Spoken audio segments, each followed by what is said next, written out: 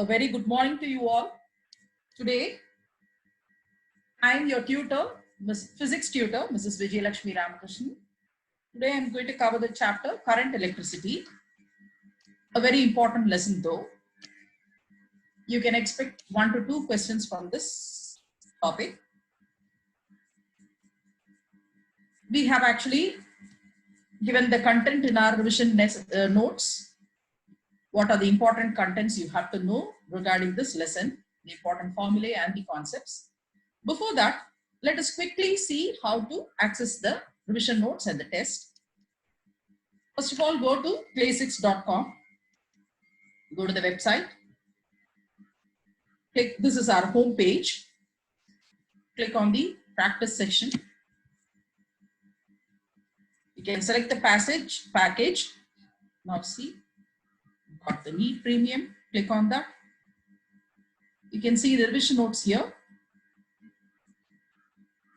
Revision notes is basically done for all the 3 subjects, physics, chemistry and biology, for both class 11 and 12, exclusively for NEET.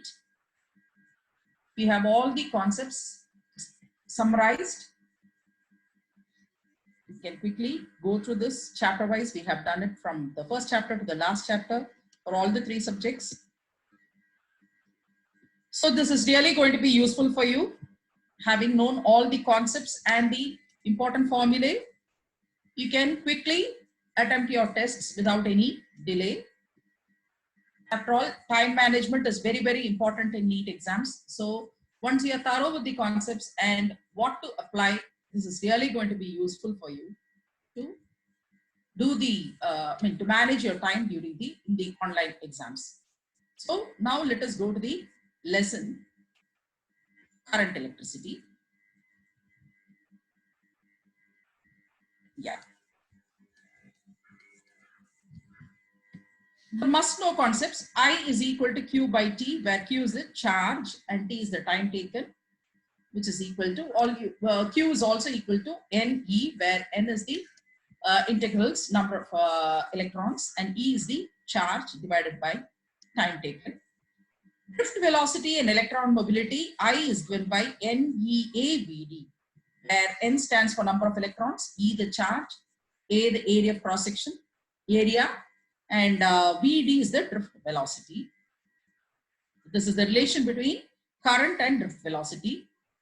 Mu E is equal to VDIE, where mu E is the mobility of charge, which is equal to VD, which is nothing but VD is drift velocity, I is the current, and E is the electric charge, electric current. Ohm's law. By Ohm's law, we know that V is equal to, or R is equal to V by I, or VI is equal to R. Sorry, VI is equal to R. Resistance and resistivity are, these are the things which you have to know. Then V is equal to IR. V is equal to IR. This is Ohm's law. V is equal to IR. R stands for resistance, you know, and I is the current. R is equal to EL by A, where is the electric charge, L is the length, and A is the that is rho, children, rho L by A. Rho is the resistivity. Rho is the resistivity of the material, L is the length, and A is the area. And or if you want to know if resistance is given and you have to calculate rho, the resistivity, then rho is given as RA by L. Also, rho is equal to M by E squared N tau, where tau is the relaxation time, M is the mass, and E is the charge, and N is the number of electrons. Variation of resistance, RT is equal to R0 into 1 plus alpha T, where alpha is the coefficient of resistance. RT is the final temperature, final resistance at temperature T, or the resistance at temperature T, and R0 is the initial resistance, or when the temperature is T is 0. And the small t is going to be the time taken. So alpha is equal to R2 minus R1 divided by R1 into T2 minus T1. Now the color code for carbon resistance is given here. The number assigned to different 0 to 9 by the sentence B.B. Roy of Great Britain was a very good wife. So B stands for black, there is 0. Small b, 1, that is brown, is 1. R for red, 2. O for orange, 3. Y for yellow, 4. G for green, 5. This B stands for blue, 6. G for gray, 8. W for white, 9. And for tolerance or the percentage accuracy, there are plus or minus 5 for gold, plus or minus 10% for silver, and plus or minus 20 for no color. So the separate strip of gold, silver, and no color shows the accuracy of plus or minus 5% for gold, plus or minus 10% for silver, and plus or minus 20 for no color. This is given for a carbon resistor. So you can simply memorize this sentence. B.B. Roy of Great Britain was a very good wife. Was good wife. That is very good wife. Actually, was a very good wife. Very, B stands for violet there, which is 7 there, which is missing. You can make a note of it. B.B. Roy of Great Britain was a very good wife. So B for black. This B stands for brown, R for red, O for orange, Y for yellow, G for green, B for blue, V for violet. 7 is missing, that is 7.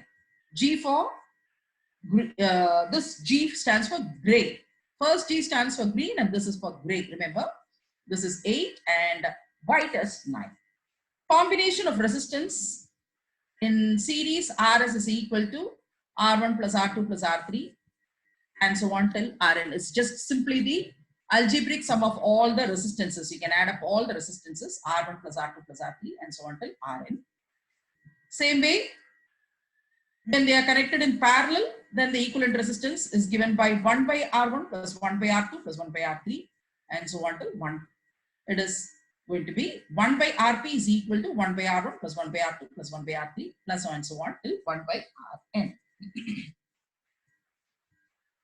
All right. Next coming to EMF, the electromotive force, terminal potential difference and the internal resistance of cell.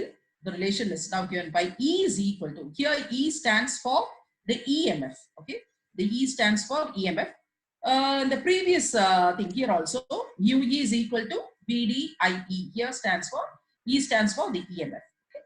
So E is equal to V plus IR, right? V is equal to, so P stands for the potential difference, I for current and R for the internal resistance. So every cell possesses internal resistance, which we neglect every time. But here we have to take into concern when we calculate the EMF of a cell. E is equal to V plus IR, where small r stands for the internal resistance provided by the cell. And V is equal to IR. V is the voltage and I, you know, is current and R is the resistance. You all know that. And E is, so combining both, I can say E is equal to I into R plus R. So remember, you have 3 formulae here. Actually, we have derived one from the other. That is, we have substituted in the place of V and got this third formula. Look into the question properly. See what is given, analyze the question, and then understand the question, and then apply the, according to the data, apply the formula. Next, coming to the grouping of identical cells. Like how we group the resistances, grouping of cells also is very important. Cells in series, it is now given by I is equal to NE by R plus NR. Remember, cell in series, I is equal to NE by R plus NR. Cells in parallel is given by I is equal to ME by MR plus R, where N stands for the number of cells, E the charge, and R is the resistance, and the small r stands for the internal resistance. So the same thing can be. So just to differentiate between series and parallel, we have just mentioned it as N and M. Otherwise, M also stands for number of cells. cells in mixed grouping, that is, if it is now going to be series and parallel mixed grouping, in that case you'll get it as I is equal to MNE by MR plus NR. So these are the three formulae you'll have to remember. Cells in series is I is equal to NE by R plus NR. Cells in parallel is given by I is equal to ME by MR plus R. And cells in mixed grouping, that is mixed grouping in the sense you have both series and parallel. In that case, you have to take it as I is equal to MNE by MR plus NR. So to differentiate between the series and parallel, we have taken M and N. Otherwise, both have the same meaning. Now coming to Kirchhoff's law. Kirchhoff's first law, we have two rules here. Kirchhoff's first law states that the algebraic sum of current meeting at a junction is 0. So that is given by sigma I is equal to 0. We can also call it as KCL, where KCL stands for Kirchhoff's circuital law. Simply you can mention it as KCL. So Kirchhoff's circuital law says that sigma I is equal to 0. And the second law states that in a closed loop, the algebraic sum of all the potential is 0. That is, sigma delta V is equal to 0. Sigma delta V is equal to 0, or sigma E plus sigma IR is equal to 0, where E is the electromotive force, EMF, and I is the current and R is the resistance. So sigma E plus sigma IR is equal to 0. That is Kirchhoff's voltage law, or KVL. Simply you can say it as KVL. So KCL stands for Kirchhoff's circuital law, and KVL stands for Kirchhoff's voltage law. Based on this, we have the Wheatstone's bridge. Wheatstone bridge is a balanced, is said to be balanced. The left-hand side is going to be the resistance on the left-hand side will be the balance by the right-hand side. So it can say P by Q. P, Q, RS are the four resistances on either sides. Then you can say P by Q is equal to R by S.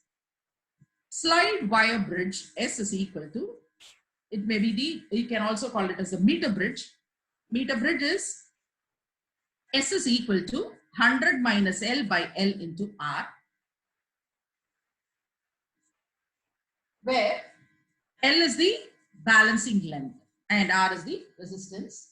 So you can calculate using that. And potentiometer, generally you would have done in your practicals the meter bridge and the potentiometer. So it is more, so you should be, by this time you should be knowing the formula also. So just memorize these formula. Comparison of EMF of two cells, E1 by E2. So if you, potentiometer is used to compare the EMF of two cells. So if E1 and E2 are the EMFs of the two cells to be compared, then you can say E1 by E2 is equal to L1 by L2, where L1 and L2 are the balancing lengths. Internal resistance of a cell, R, is given by L1 minus L2 by L2 into R. You can use potentiometer to find out the internal resistance of the cell also. There we use the formula R is equal to L1 minus L2 by L2 into R, where L1 and L2 are the balancing lengths and R is the resistance. Electric power, P is equal to VI, which is equal to I squared R, which is equal to V squared by R. Again, you have three formulae here. Look into the data and analyze yourself and use the formula accordingly. Next, coming to electric energy, E is equal to VIT, where V stands for the potential difference, I the current, and T is the time taken, which is also equal to, because I is equal to V by R, we can simply use the formula V squared by R into T, which is equal to I squared RT, and the heating effect of the current. Okay, so joules, you can, I squared RT is also equal to the Joule's law of heating. So the heating effect of current, you can use that formula for that also. And then electric energy spent in heating a liquid from theta 1 to theta 2 is given by theta 1 minus theta 2 degrees Celsius is E is equal to ms into theta 2 minus theta 1.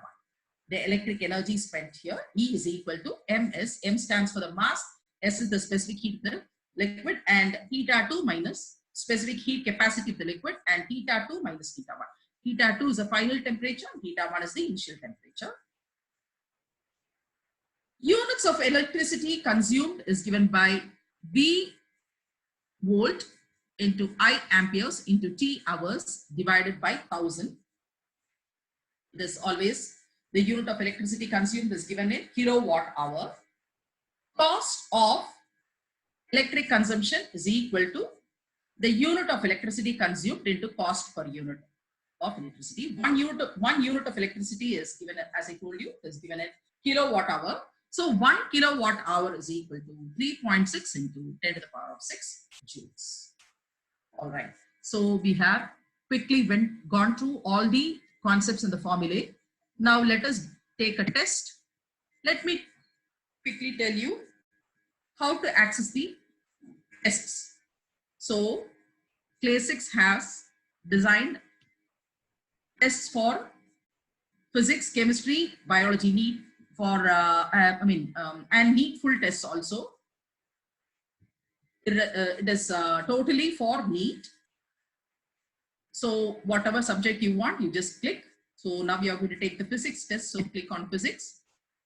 You have chapter-wise tests for all the chapters.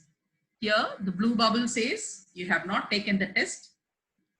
Green bubble says you have taken the test once. You can, even if you are taken once, you can take it many number of times. Unless or otherwise you are thorough with the concept and happy with the results, you can go to the next one. So until then, you can take this test. And yellow bubble says it's an incomplete test, and red bubble says it is a random test. So now let us go to current electricity. Yeah, let me take the first test. Click on take test. Understand, go to the test. Now it comes. The net resistance of an ammeter should be small to ensure that it does not get overheated. It draws sufficient current from the circuit necessary for its functioning. It can measure large current. It does not appreciably change the current to be measured. So which can be the correct option? Now, this is more of a theoretical question. So you can access it like, say, based on the current, basic constructions and implementations of the ammeter, you know that it has to be connected in series in a circuit, and it will not appreciably change the current. So does not appreciably change the current to be measured. Yeah. So D is the correct option. Click that. Go to the next. The net resistance of a voltmeter should be large to ensure that it does not get overheated. It draws sufficient current from the circuit necessary for its functioning. It can measure large potential differences. It does not appreciably change the potential difference to be measured. All right. This is also a theoretical question, similar to the previous one. So based on the basic construction and implementation of voltmeter, voltmeter is connected in parallel in a circuit. It should not change the PD to be measured. So that D should be the correct option. Yeah. Having done that, we can save that and go to the next. Which of the following quantity associated with the resistor does not change with temperature? Of course, this is also a theoretical question. We'll have to choose the option between drift speed, resistivity, resistance, and the number of free electrons. Now, you know, drift velocity or drift speed is associated, which of the following quantity associated with the resistor does not change with temperature, he says. So, number of free electrons is an intrinsic property, you know that, and it will not change with the temperature, obviously. So, number of free electrons should be the correct option. Let's go to the fourth. As the temperature of the conductor increases, the ratio of resistivity to conductivity increases, decreases, remains constant, depends on the actual temperature. This is also more of a theoretical question. Now you all know that resistivity increases with temperature and conductivity decreases with temperature. Remember, resistivity increases with temperature and conductivity decreases with temperature. So option A should be correct. Click that. Go to the next. A metallic wire of resistance 12 ohms is bent to form a square. The effective resistance between two diagonal points would be what? All right. Let us quickly draw the diagram and see so it is now going to be bent into a square, he says. So obviously the diagram will go this way.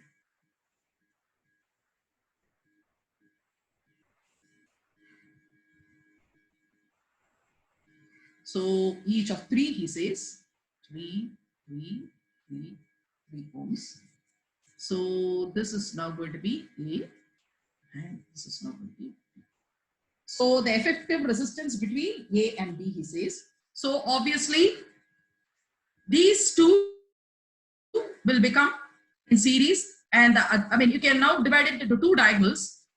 The two resistance on the other side of the diagonal can be taken to be series, and the other side can be taken as series. So, and then both the resistance, the effective resistance of both will be taken to be parallel. So let me calculate that. So the first, on the other side of the diagonal, it is going to be 3 plus 3, which is equal to 6. Same way, on the other side also, it is now going to be 3 plus 3, which is equal to 6. So I told you the net is now going to be in parallel. That is 1 by 6 plus 1 by 6, which is equal to 2 by 6. So therefore, RP is now going to be equal to 6 by 2, which is equal to 3. So this is now going to be 3 ohms. So let us click this option. Go into the next. In a given circuit, the current through the battery is independent of R6. Then which of these relations hold good? R1, R2 is equal to R3, R4. R1, R3 is equal to R2, R4. R1, R4 is equal to R2, R3. R1, R2, R3, R4 is equal to R3, R6. All right. Let's quickly draw the diagram and find this out. Here, we'll have to follow the Wheatstone's bridge. So, let me draw the diagram.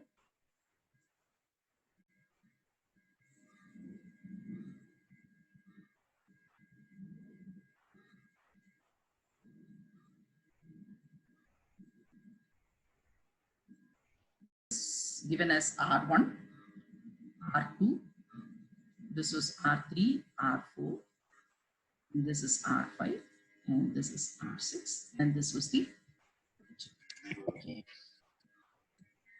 Now look at the, this is now going to, now when you analyze and see, it is now going to be you can follow the Wheatstone's network or Wheatstone's bridge. So the total current would be independent of R6.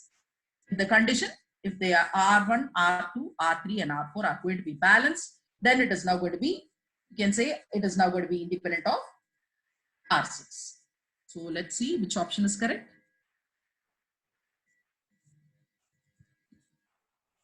Yeah, so option C, they are balanced, he says, R1, R2. So R1 by R2 is equal to R3 by R4. That is the condition for the, Wheatstone's bridge to be balanced, right? So we can say that is the correct option. See that? The value of each of the resistors is R. The equivalent resistance between A and B is given to be what? Let's quickly solve it. So it was given like this.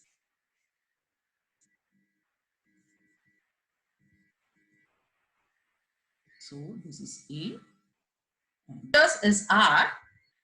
The equivalent resistance between A and B is what? So we have 1, 2, 3, 4 resistances. So we'll have to calculate which is now going to be the, okay, let us quickly draw the diagram. I have drawn the diagram here. So between 1, 2, 3, wait, I've drawn a wrong diagram. It should be in between these two. There's another resistance here.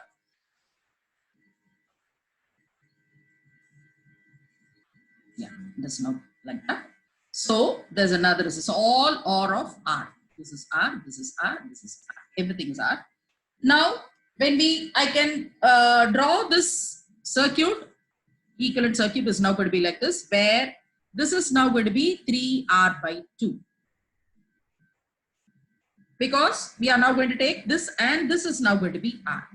All the three we have taken to be parallel, so that is why we have taken it as 3R by 2. The equivalent resistance is going to be 3R by 2 and this is now going to be R. So what would be the final effective resistance? This is now going to be, they are now in parallel. So it is now going to be 1 by 3R by 2 plus 1 by R, or it is now going to be 2 by 3R plus 1 by R, or which is now going to be 5 by 3R, which is nothing but, therefore the equivalent resistance or effective resistance is now going to be 3R by 5. Hope it is clear, children. We have taken this alone. This resistance alone and calculated the others to be 3R by 2. All right, these two and this. Take these two in series, that will give you 2R. R plus R will be 2R. Then this is going to be in parallel. Okay, these two in series and this is now going to be in parallel. Okay, the combination of these two and this is going to be in parallel. So that will give you 1 by 2R plus 1 by R, which gives you 3 by 2R. So that is why I took it as RP is equal to 2R by 3. Okay, that was the equal resistance. So this is what we took here. So so finally, when we take the equivalent, so this is now going to be the equal resistance here.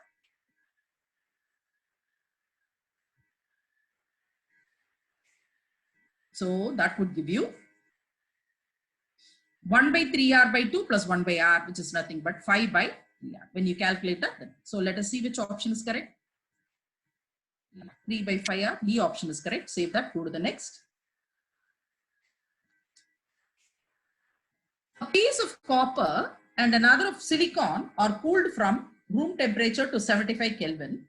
The resistance of each of them increases, each of them decreases. Copper increases and silicon decreases. Copper decreases and silicon increases. So now you know copper is a metal, whereas silicon is a semiconductor. So resistance of metals decreases with decreasing temperature, whereas semiconductors increase. Okay, so option D should be correct. So save that, go to the next. Current through the 2 ohm resistor is what? So now this is going to be the circuit given. This is the circuit given. So he's asking you to find out the current through the 2 ohm resistor. Now, actually, a very interesting proof of the is now going to be the answer can be given through the uniqueness of the theorem, but also using the KVL and KCL, where KVL I told you stands for Kirchhoff's voltage law and KCL for Kirchhoff's circuit law. We can see that the current in the loops are localized and the potential across the 2 ohms is 0. So Kirchhoff's voltage law and Kirchhoff's circuit law, you can apply here and find out that it's not going to be 0. So C is going to be the correct option. Save that, go to the next. Now 2 identical batteries, EMF 2.4 volts and internal resistance 0.5 ohms are connected as shown. Potential difference between A and B is what? So now the answer is clear. If one has the understanding what exactly is a non-ideal battery, okay, non-ideal battery. Now the 2 non-ideal batteries are connected in series and short circuited. See, you can see the connection there. Now it is known that the PD across the potential difference across the shorted non-ideal battery is 0. That is 0 into E minus IR, which is 0. So which can be the correct option? Option none of these. So option D is going to be correct. Which of the following has the maximum resistance? Voltmeter, millivoltmeter, ammeter, and milliammeter. Obviously, you all know that it is the voltmeter, option A. A capacitor of capacitance 500 mu F is connected to a battery through a 10 kilo ohm resistor. Then which of the following are true? The charge stored on the capacitor in the first 5 seconds is larger than the charge stored in the next 5 seconds. 10 seconds, 50 seconds, and 500 seconds. All right. Let's quickly solve this. Time constant for a circuit is in RC is given by 5 seconds. The fraction of charge deposited on a capacitor the first time is calculated by 1 minus 1 by E, which has been calculated to be 0.63, so which is greater than 0.5. Okay, so just greater than 0.5. So that means more than half the charge is deposited in the first time constant. Okay, so all the options, so it is now going to be all the options seems to be correct. So we can say all are correct. Save that, go to the next. A rigid container with thermally insulated walls contains a coil of 100 ohm resistance with a current of 1 ampere. Change in internal energy after 5 minutes will be what? This is a very easy question. Change in the internal energy is now given by I squared RT. Okay, I squared RT. Now you can substitute the values for I, R, and T. I squared is now going to be 1 into 1. R is 100 into 5. So we can see that it gives you 5 minutes. So you'll have to change it. Okay, you'll have to change it. So that gives you the internal energy. When you calculate, that gives you 30 kilojoules. So 30 kilojoules. So note the units also. Click that, go to the next. Two electric bulbs marked 25 watts and 220 volts and 100 watts and 220 volts are connected in series to a 440 volt supply. Which of the bulbs will fuse? An interesting question. So now you know R is equal to V squared by P, where V stands for the volt and P for the V squared by I, V squared by I, where V stands for potential difference and I is the current. So the resistance of the 25 volt bulb is going to be higher. So you can quickly calculate it. So when connected in series, and the other one, that is a 440 volt supply, the potential difference across the 225 volts will be greater than 220 volts and hence it will fuse. So we can say option say 25 volts is now going to be which of the bulbs will fuse. Obviously you can see 25 volts will fuse. So you can click that, go to the next.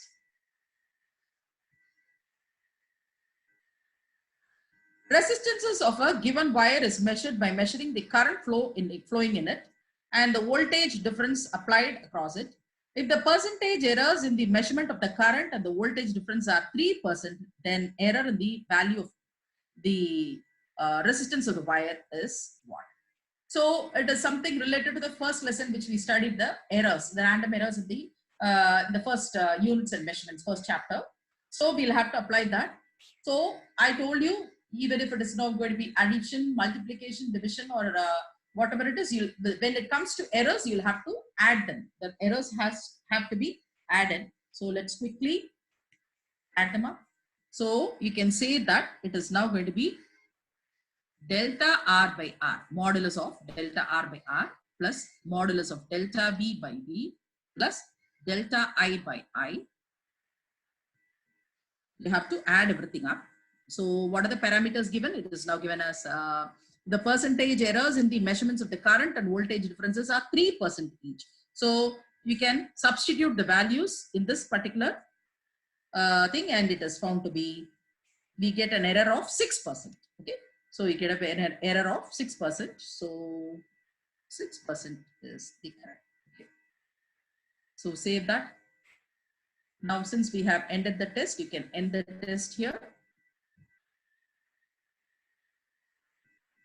The results are loading. So all our answers were right. So that shows the green boxes. If you had an incorrect question, that would have been in red in color, and the unanswered, you would have forgotten to save some question and then gone to the next, then it would have shown as unanswered question, which is in the yellow box. Suppose you want to check your answer, if your answer is right or wrong, you can say, for example, let me click on to the 10th question. See, this is the two identical batteries given having EMF 2.4 volts and internal resistance 0.5 ohms are connected as shown. Potential difference between A and B is what? So you can have the explanation part here. So what exactly is a non-ideal battery? So now we have two non-ideal batteries connected in series and then short circuited.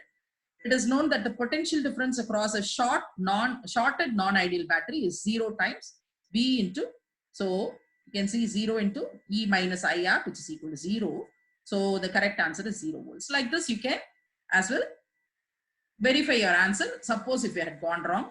So until or otherwise, you are now going to be 100% sure of your answers and you're happy with your results, you can keep on taking these tests again and again. So if you're not happy with your results, go back to the revision notes, go through the concepts, go through the formula, once again, memorize all the formula again and again, and then take the test until or otherwise you're going to get full 100%. And then again, as well, go chapter wise, do as many chapter wise as possible, and then go to the full NEET test, which is really going to be helpful. So with this, we have come to an end to this session. So I have completed current electricity today. Tomorrow, I'll be going with moving charges and magnetism, which is another interesting lesson. So children, do you have any questions to ask?